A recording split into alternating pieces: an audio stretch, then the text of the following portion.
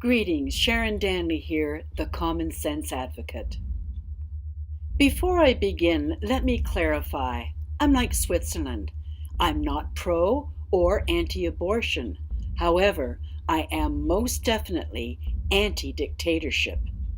Now, regarding the current war on women through draconian abortion laws, we are only looking at one side of the issue. Once again, making women 100% responsible for the outcome of unwanted pregnancies. I believe it's time to look at the other side of the coin and direct the male participation on this issue. In a woman's eternal quest for equality, it's only fair that men should be accountable for at least 50% of their engagement in these sexual acts. As we all know, women can't get pregnant without male involvement.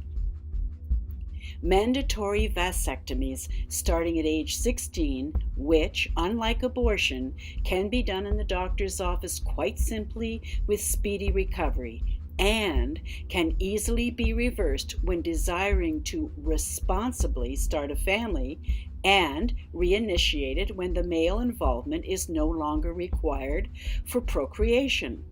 This also eliminates potential pregnancy from possible future incest. It's the only logical choice.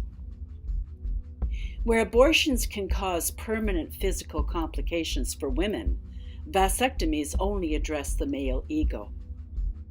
When a woman is forced to have even a medically supervised abortion, it still puts her at risk of further complications, with risks for some and potent inability to have further pregnancies for others, whereas a vasectomy doesn't have any physical or health risks to the male. Now, with these archaic abortion laws, any critical thinking person knows that abortions will continue to take place, only now without medical supervision and done with that old standard, a coat hanger. Result, many unwarranted deaths of mothers and leaving siblings motherless.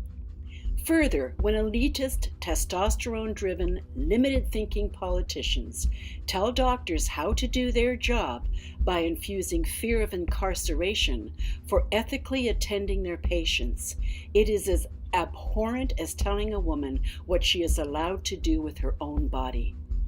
Also, this means females won't have to take birth control, and the passing of these drugs into the water system will be stopped. However, be prepared for giant resistance from the drug cabal. And what this also addresses in cases of rape or incest, at least a woman won't become pregnant, thereby nullifying the need for extending these oppressive abortion laws to include these horrific criminal acts. Now, to further address the rapist and incest perpetrator issue, there is a very simple and effective law that needs to be implemented, and swiftly.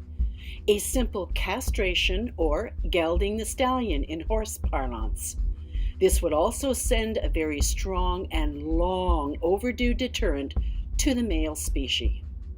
So, that's my take on this issue at present, and I'd appreciate you pondering this reasonable, fair, and equal way to solve more than one problem. And please share it with your friends and colleagues to help broaden the conversation. Thank you.